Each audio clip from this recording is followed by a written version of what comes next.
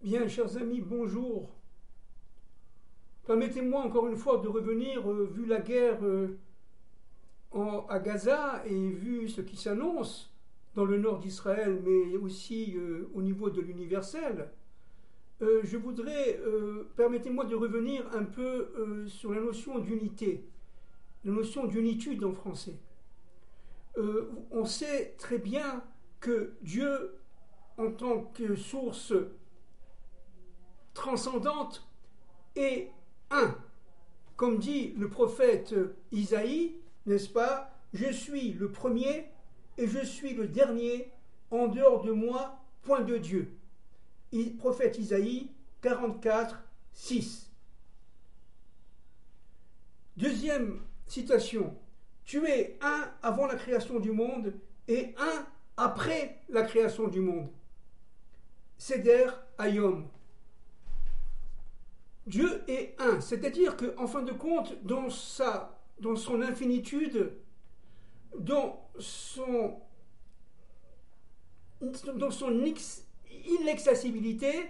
inaccessibilité, pardon, Dieu est un. Il est seul et il n'a rien au-dessus de lui et rien autour de lui et rien en dessous de lui. Il est seul.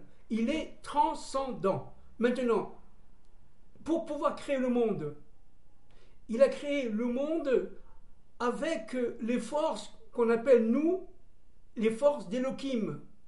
Les forces d'Elohim, c'est quoi? Ce sont les forces qui viennent de lui et de lui seul, qui sont elles-mêmes complètement unies.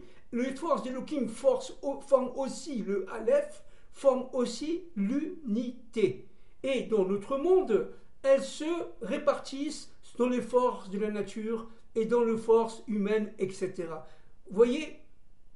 C'est-à-dire qu'en fin de compte, Dieu est un en dessus et Dieu est un en dessous.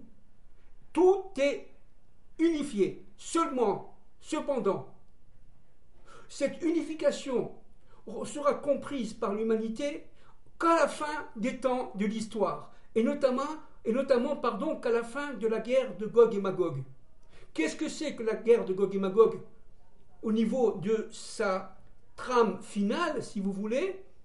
Eh bien, c'est le conflit qui a commencé véritablement à Gaza, qui va se terminer par un conflit mondial. Et cette guerre de Gog et Magog a pour but, tout simplement, de réveiller l'humanité de manière à ce que, à partir du point cosmique qui est en elle, ce Or Haganous qui est en elle, elle sera tout simplement reliée au souffle de l'universel. Alors, on va essayer de comprendre un peu ce que cela signifie. Nous avons dit l'autre fois que la terre de Gaza est une terre sainte.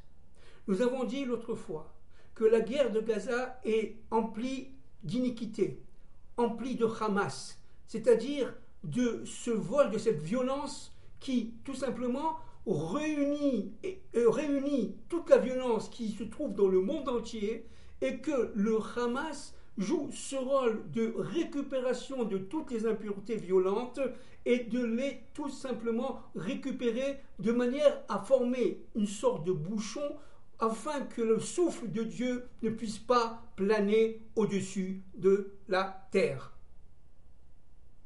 Comme on l'a déjà dit les dernières fois, n'est-ce pas? Dans le Vav de la création, il y a eu 4 Vav de la création, qui correspond aux 4 lettres du nom de Dieu, Yud, Ke, Vav, Ke, eh bien, le Shuruk, c'est-à-dire la voyelle, le Ou, le Shuruk, qui est un point.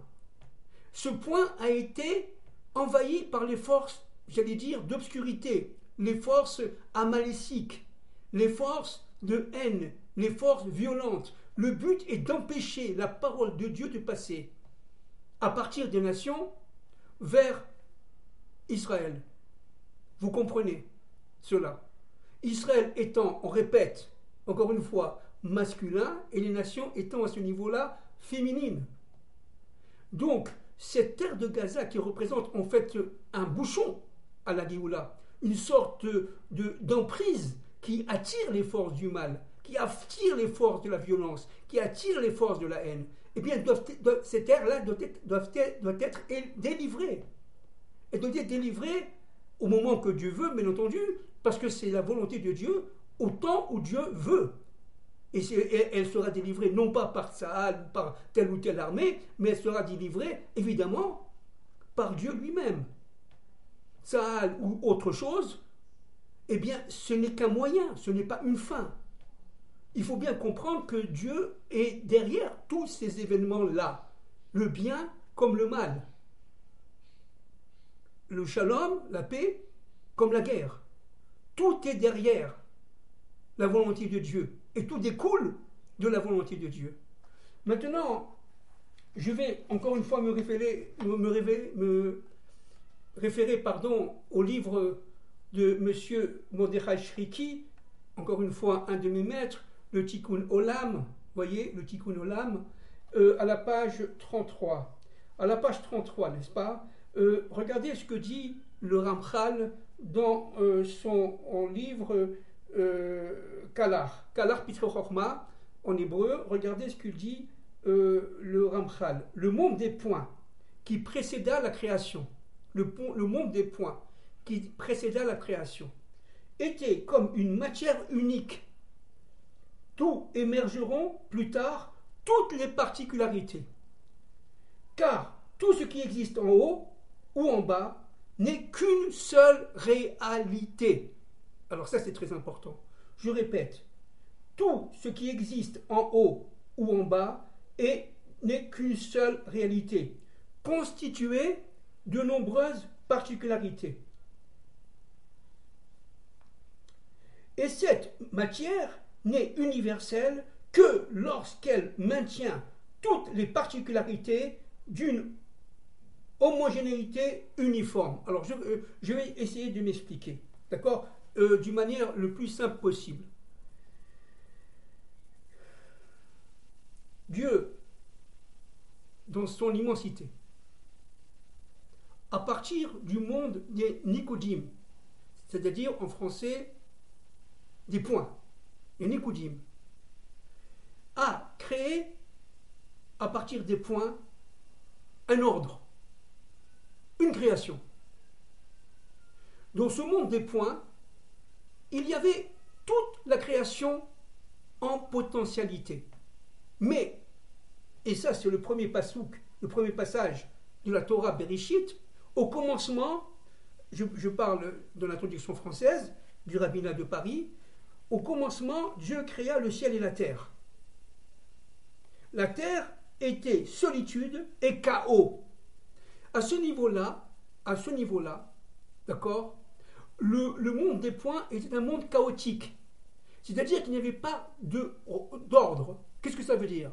Ça veut dire que les choses, potentiellement en forme de création, n'avaient pas leur place qui avait été prévue par Dieu dans sa pensée.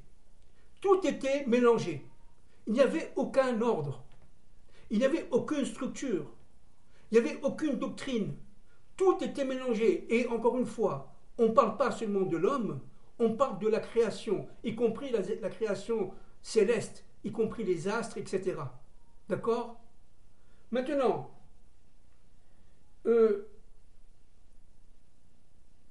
l'aspect divin et l'aspect matériel de notre monde vivaient dans un espace complètement chaotique. C'est-à-dire qu'en fin de compte, l'ordre primordial n'avait pas été révélé dans les mondes. À partir de quand cela va être révélé? Alors je vais très vite, évidemment, en quelques secondes, bien sûr. Ça va être révélé à partir du moment où Dieu, l'ineffable, va créer à partir du Dieu immanent un monde fondé sur Adam Kadmon, c'est-à-dire sur l'homme primordial. Adam Kadmon, ce n'est pas un homme tel qu'on le connaît, c'est toute la création, y compris les astres, y compris le soleil, la terre, etc. Tout, absolument tout. Et donc, en soi, il portait en potentialité l'ensemble de cette création qui va être portée au niveau de la bina, au niveau de la bria, au niveau de la création, qui va porter les animaux, les végétaux, les minéraux et l'homme. Je dis ça en vrac, bien entendu. C'est-à-dire qu'en fin de compte, ce qui est fondamental de comprendre, n'est-ce pas, c'est que chaque être dans la création, et c'est ça, si vous voulez, le pourquoi de la création, a un ordre, a une place, a une structure. Et tout cet ordre-là forme un puzzle. Ce puzzle-là, universel, est formé par un souffle. C'est le souffle qu'on lit, évidemment, au paragraphe numéro 2 du chapitre 1 de Bereshit. Regardez, la terre était solitude et chaos, les ténèbres couvraient la face de l'abîme, et l'esprit de Dieu planait sur la surface, sur la face des eaux. Et l'esprit de Dieu planait sur la face des eaux. C'est-à-dire que là, nous sommes carrément dans le souffle divin. Le souffle divin est lié au souffle universel. De ce souffle universel va se diffuser une infinité de souffles, du haut vers le bas, jusqu'au souffle qui est dans l'homme. Ce souffle, qui s'appelle en hébreu le rouach, c'est la vie. Maintenant, ce rouach-là, tous les hommes qui descendent d'Adam Arishon l'ont.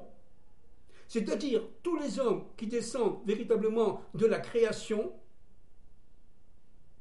ce fameux vendredi soir, après-midi, donc d'Adam et de Ève, qui étaient, on le répète encore une fois, dans le monde d'Atsilut, toutes ces âmes-là étaient réunies dans cet ensemble de points. Et chaque point avait sa raison d'être. Cette infinitude de points qui correspond en fin de compte à chaque être humain, mais seulement à chaque être vivant, qu'il soit végétal, minéral, animal et humain, eh bien, a sa raison d'être. La réparation du monde, dit le Ramchal, c'est tout simplement de remettre les choses qui étaient initialement chaotiques à leur place. À leur place. Mais, Dieu a donné à l'homme, descend d'Adam et de Ève, un souffle.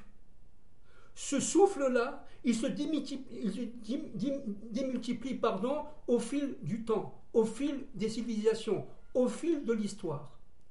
Et donc, ces milliers et milliers, pour ne pas dire ces milliards de souffles qui sont relativement autonomes, qui pénètrent l'être humain, ces souffles-là représentent tout simplement la lumière cachée de Dieu dans l'être créé.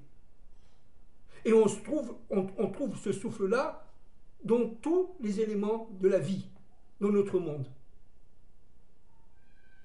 Ce souffle-là, c'est la représentation de la présence divine.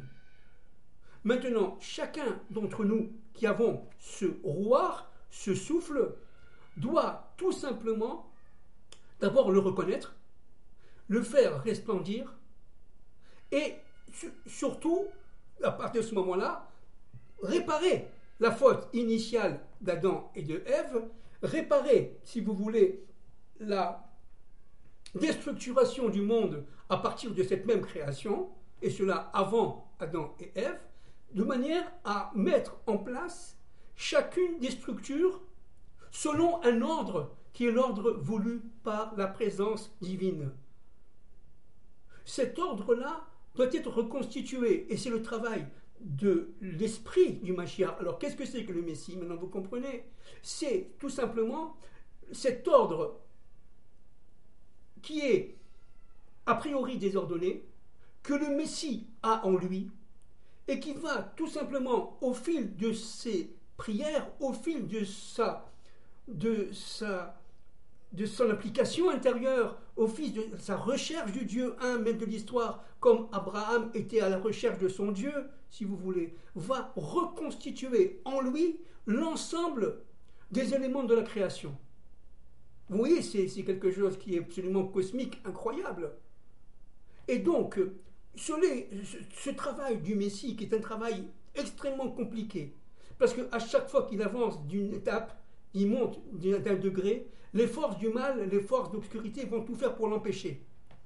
Donc le Messie est un combattant. D'ailleurs, entre parenthèses, on l'a déjà dit de nombreuses fois auparavant, il ne peut rien faire s'il n'y a pas, évidemment, l'aide de Dieu, mais aussi l'aide du prophète Élie. Parce que ensemble, lui et le prophète Élie vont restructurer l'ordre des choses à chaque jour, à chaque instant. Et une fois qu'ils seront arrivés à reconstituer l'unité en eux, et notamment par rapport à leurs femmes respectives, eh bien que le monde sera réparé. Vous comprenez, c'est quelque chose d'incroyable. C'est quelque chose d'incroyable. Donc le but du tikkun, ce qu'on appelle le tikkun olam, ça veut dire la réparation du monde, c'est tout simplement la mise en place d'un ordre qui a été défectueux bien avant la création, de manière à ce que chacun, dans sa finitude, dans ses propres limites, mais chacun doit, si vous voulez, accomplir sa mission première. Et pour cela, il faut se connaître, c'est-à-dire retirer les 400 voiles qui sont à l'intérieur de nous-mêmes. Le chiffre 400 étant lié évidemment à la mort, et représenté par la lettre tête. Par la lettre Tav. Par la lettre Tav. Du Aleph au Tav. C'est tout l'alphabet hébraïque. Maintenant, chacun d'entre nous, qu'on soit juif ou qu'on ne soit pas juif, mais qui descend d'Adam et de Ève, a donc cette fonction fondamentale primaire, primordiale, ontologiquement essentielle, de se connaître, d'arriver par ce travail intérieur à sa propre unification des êtres qui sont en lui. C'est pour ça qu'on parle du monde pluriel, du monde, j'allais dire même infiniment pluriel, à l'unitude, à l'unité. La réparation se fait lorsque le monde, l'universel, juif et non juif, a compris qu'il y avait donc un Dieu, un maître de toute l'histoire, qui organisait le bien comme le mal, je dis bien comme le mal, et que à partir de ce moment-là, tout le bien comme le mal a sa raison d'être. Et que lorsque l'humanité comprendra que dans ce puzzle immense, au fil des générations, reconstitué au fil des âges, eh bien, va tout simplement être clairement établi aux yeux de chacun selon son niveau d'âme, chacun selon, évidemment, sa capacité de perception. À partir de ce moment-là, l'être, le souffle individuel dans notre monde qui est en chacun d'entre nous, y compris chez les animaux d'ailleurs, encore une fois, y compris même chez les végétaux, eh bien, va tout simplement se réunir dans son autonomie, dans sa spécificité, mais va se réunir en toute complémentarité aux autres souffles. Comme le souffle primitif vient du haut vers le bas, eh bien le souffle final de la fin des temps de l'histoire, au temps du Mashiach, viendra du bas vers le haut. Et c'est ça ce que les nations ennemies d'Israël et les nations ennemies du monde, descendants d'Adam et de Ève, ne veulent pas, à aucun prix. C'est ça, si vous voulez, le pourquoi de la guerre qui a commencé à Gaza et qui va s'étendre bien sûr partout. Parce qu'il s'agit tout simplement de faire transformer les forces du mal, de les dilater de manière à trouver la substantifique moelle, comme dirait Rabelais, à l'intérieur de ce fruit qui est magnifique, qui s'appelle en fait la création. Et tout est pour le bien. Et tout est pour le bien. Je voudrais ici, à partir du jour de ce livre, n'est-ce pas, le Tikkun Olam du Rav Shriki, citer un musulman absolument extraordinaire. C'est ce qu'on appelle un soufi. Le soufisme, c'est le côté secret de l'islam, si vous voulez. C'est pas le seul, mais c'est un des côtés secrets de l'islam. Regardez ce que dit le Cheikh Al-Alawi en 1918. C'est pas d'aujourd'hui, mais c'est très important. Regardez. Les hommes, malgré leurs différences, constituent une vérité unique. L'être humain est par rapport à la société humaine comme le membre par rapport au corps. Or, les membres diffèrent entre eux car diverses sont leurs fonctions. Mais on ne peut se dispenser d'aucun d'entre eux, quel qu'il soit, sous prétexte qu'il existe un autre membre ou organe plus noble. Chacun d'entre eux est noble en raison de sa nécessité. Cheikh Al-Alawi. Tout est dit là. Tout est dit. C'est-à-dire qu'en fin de compte, chacun d'entre nous représentons une particule, un point qui a été prévu par Dieu avant même la création de notre monde, et que ce point permet tout simplement dans notre monde de se développer. Et c'est l'ensemble de ces points, alors chacun à leur place, qui va former ce qu'on appelle l'universel révélé, l'universel humain. Et ça, c'est le travail, évidemment, du peuple d'Israël. Qu'est-ce que c'est que le peuple d'Israël, en fait? C'est, dit je ne sais plus comment il s'appelle, mais enfin, dit un très grand philosophe, et notamment Elie Ben Amozeg, au XIXe siècle. Qu'est-ce que c'est qu'Israël? Israël, c'est, si vous voulez, le fil qui réunit l'ensemble des perles d'un collier. C'est ça Israël. C'est le fil qui réunit l'ensemble des perles d'un collier. C'est-à-dire qu'en fin de compte, lorsqu'on touche à Israël, lorsque les gens de Gaza veulent détruire Israël, et au fin de compte, ils veulent détruire l'humanité entière et le plan de Dieu. Parce que, selon la volonté divine, Israël, c'est le lien qui va réunir l'ensemble de l'humanité. Et c'est pour cela que nous avons reçu la Torah. Et c'est pour cela que cette Torah-là, elle est par essence, universelle. Parce que, tout simplement, à travers les lois et à travers toute l'histoire juive, il y a une méta-histoire qui est universelle et qui prend pour appui, pour élément source, la Torah qu'a reçue Israël pendant le Sinaï et qu'a reçu Adam et Ève avant la faute. N'oublions jamais.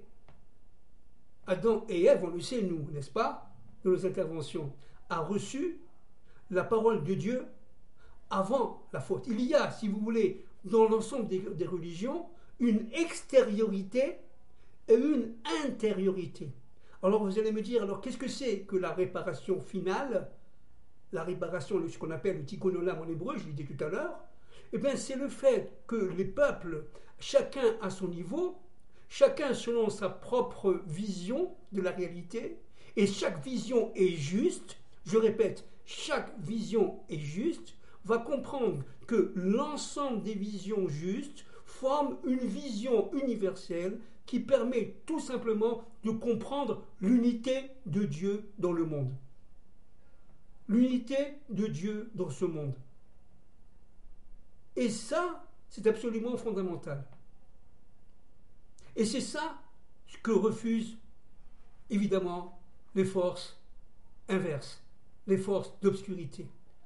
Parce que si, tout simplement, on arrive à cette perception de l'histoire, eh bien, les forces d'obscurité n'ont plus de raison d'être, tout deviendra lumière. Et c'est ce qui va se passer, bien entendu. C'est ce qui va se passer, bien entendu. Alors, je vais citer ici, à la page 66 et 67, un certain nombre de textes qui vont confirmer tout ce que nous venons de dire. D'accord? À partir du Ramchal de Mémoire bénie.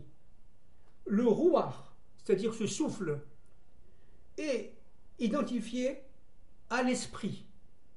À l'esprit. D'accord? À l'esprit. Qui anime chaque homme.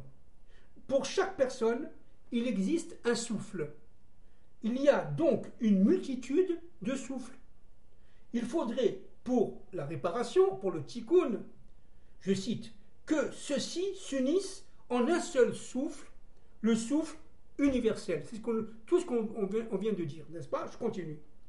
Ceci dit, pages 66 et 67, chaque nation possède aussi son souffle particulier, son roi, son chef d'État, son dirigeant, sa morale, sa manière de vivre, son principe de justice, etc., etc. Chaque nation a donc, si vous voulez, un ange. Ça veut dire une force, un rouar. Un ange, c'est une force, c'est un rouar, un esprit qui est préposé à cette nation. Selon la Kabbale, je cite, chaque nation possède son ange préposé, prédisposé, qui est, en somme, son rouar, son esprit, son intelligence. Et cela, n'est-ce pas, d'une manière tout à fait multiple. Autant qu'il y a de nations, il y a d'esprits. Il y a donc, si vous voulez, 70 nations, selon la Torah, n'est-ce pas? Et chacune de ces nations a son esprit. Chaque nation étant différente de l'autre. Et le mal, que veut-il faire le mal avec l'histoire de la mondialisation, etc., qu'on vit aujourd'hui? Il veut tout simplement effacer l'identification des nations. Effacer, si vous voulez, l'identification de l'être humain au niveau originel, au niveau intérieur. Essayer de troubler l'intériorité de chacun d'entre nous. De rajouter des voiles et de rajouter des voiles, de manière à ce qu'on ne sache plus exactement où nous nous trouvons. Il y a une sorte, si vous voulez, d'immoralité dans une certaine forme de moralité, si on peut parler comme cela. C'est-à-dire que véritablement, les forces négatives, les forces obscures, les forces mortifères, veulent tout simplement empêcher les nations, quelles qu'elles soient, d'être elles-mêmes. Il y a une lutte contre l'identification des nations par rapport à leur nature propre. Et c'est le cas de la France, et c'est le cas évidemment de l'ensemble des nations. Et c'est le cas, bien entendu, d'Israël, bien entendu, en tant que nation. Il y a, si vous voulez, une morale universelle, un souffle universel, qui doit former, si vous voulez, l'ensemble de la conscience universelle qui est liée directement à l'unité du nom de Dieu dans ce monde. Je répète, Dieu est partout. Dieu est tout simplement un. C'est-à-dire que l'ensemble de le souffle forme une infime partie de ce souffle divin qui est absolument ineffable et qui prend sa forme dans la création, dans les êtres vivants. Et donc, chaque être vivant, on l'a déjà dit de nombreuses fois, n'est-ce pas, il a sa raison d'être. Comme la mouche, comme le moustique, comme le prix Nobel. chacun a sa raison d'être. Et donc, tout le travail, si vous voulez, d'Israël, c'est de faire prendre conscience d'abord aux nations qu'elles ont en elles cette lumière à partir du moment où elles descendent d'Adam et de Ève, et que cette lumière-là doit resplendir, et que c'est ça le combat, si vous voulez, du Messie. Et c'est ça que les forces qui ont pénétré Gaza, qui ont pénétré ce territoire-là, qui est un territoire infime, mais ce sont des forces qui sont tout simplement extrêmement bien regroupées les unes dans les autres, de manière à empêcher toute lumière divine de passer. Vous vous rappelez, j'ai parlé du chourouk, j'ai parlé de ce point. Et qu'est-ce que c'est que ce point? Maintenant, vous comprenez? Ce point-là, le chourouk, dans chacun des vaves, c'est le tunnel à partir duquel le souffle divin doit passer. Mais il est obstrué, obscurci, d'une manière mortifère, par les forces du mal, par les forces du serpent. Et donc, ce qu'il faut, c'est tout simplement décanter tout cela. Comme on l'a dit l'autre fois, comme on l'a dit les autres fois. Et ce phénomène de décantation commence par Gaza. Parce que Gaza, c'est un territoire qui permet tout simplement, on l'a déjà dit de nombreuses fois, je le répète, de réunir les forces de la lumière à partir de Jérusalem et de tout Israël, dans un second temps, de les réunir, de les transférer vers l'universel à partir de la France. C'est-à-dire qu'une France telle qu'elle est aujourd'hui, complètement inféodée à des forces immondes, à des forces tout simplement cosmiques, mortifères, cette France-là n'a aucun avenir. Parce que, tout simplement, elle est prise dans les mailles d'un filet qu'elle a elle-même, entre parenthèses, accepté d'entrer et de construire. Donc il faut absolument que la France soit elle-même, on répète, mais qu'Israël aussi soit lui-même.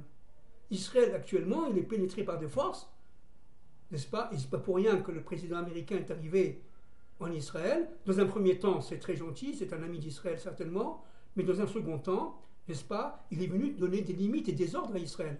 Lui et ses équipes, bien entendu.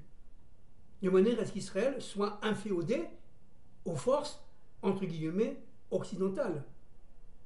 Et c'est pas pour rien que le Premier ministre italien, que le Premier ministre anglais, que le Premier ministre, que le chancelier allemand, que le président Macron vient demain en Israël, c'est pas pour rien. Parce que ce sont des forces qui sont inféodées à une force cruciale, qui est une force globalisante, qu'on appelle l'Occident. Et ça, Israël, tant qu'elle est reliée à ces forces-là, ne peut pas faire sortir le Messie. Donc ces forces-là, sous évidemment, sous le masque d'amitié et de fraternité et de solidarité et dans la douleur et dans la souffrance et dans l'armement, eh bien ce sont tout simplement des forces qui vont inféoder Israël, l'empêcher d'être lui-même. Vous comprenez? Et malheureusement, nos dirigeants ne sont pas toujours à la, disons, à la hauteur des événements. Secret, à la hauteur des événements. Ce sont des hommes politiques, certes aimant Israël, certainement, mais ce sont des hommes politiques aimant Israël qui ne perçoivent pas encore l'immensité du problème. Il s'agit de libérer l'universel à partir d'Israël et dans un second temps de la France, des forces mortifères qui l'empêchent de reconnaître le Dieu, un maître de l'histoire, qui empêchent les souffles individuels, les souffles collectifs de former l'unité. C'est ça qui est en question. C'est ça qui est en question. D'accord? Et pour finir, je voudrais là parler d'un point très très important là, qui correspond, si vous voulez, aux vêtements. Vous avez les vêtements, on a dit de Dieu, bon, évidemment Dieu n'a pas de vêtements, mais enfin on parle de langage humain. Vous avez le malbouche, le vêtement, à partir de laquelle Dieu a créé le monde. Et dans ce vêtement-là, toute chose créée, on l'a vu l'autre fois, toute chose créée existait en potentialité dans la volonté divine. Et de ce vêtement-là sort une infinité de vêtements. Et chacun d'entre nous, nous avons notre vêtement. C'est pour ça qu'il est très important, pour les filles comme pour les hommes, de ne pas se dénuder devant autrui. Parce que si on se dénude, on empêche tout simplement notre vêtement de faire sa fonction. Et c'est pour ça que lorsque on est bien habillé, d'une manière évidemment morale, d'une manière pudique, eh bien on porte en soi, on attire en soi les forces du bien, les forces de la sainteté. Et donc, pour finir, il faut bien comprendre que le malbouche, ou le vêtement, le livouche, n'est-ce pas, le vêtement individuel, se retrouve dans la collectivité, se retrouve dans la nation. La France a un vêtement. C'est pour ça qu'il ne faut pas que Marianne monte sa poitrine dénudée. Il faut qu'elle s'habille. La France doit retrouver son vêtement. Et l'ensemble des nations doit retrouver chacune, selon leur spécificité, leur vêtement, qui est adapté à leur réalité, à leur manière de construire leur propre univers. Et c'est ensemble, dans cet univers multiple, que nous allons comprendre qu'il y a une trame commune, originelle, une sorte, si vous voulez, de parole primaire, primordiale, qui vient de la nuit des temps et qui unifie tout cela. C'est ce qu'on appelle, pour finir, le souffle universel. Donc, ce qui se passe de nos jours à Gaza, ce n'est pas rien. C'est tout simplement le conflit final qui a commencé dans sa phase terminale, n'est-ce pas, contre les forces amalécites, contre Amalek. La guerre de Gaza est une guerre contre Amalek. La guerre des fils de la lumière contre les fils des ténèbres a commencé enfin à Gaza. Et évidemment, elle va se développer partout dans les points cosmiques qui sont des points cosmiques universels, mais qui sont minés, envahis par les forces de haine, les forces d'obscurité, les forces du mal. Merci beaucoup.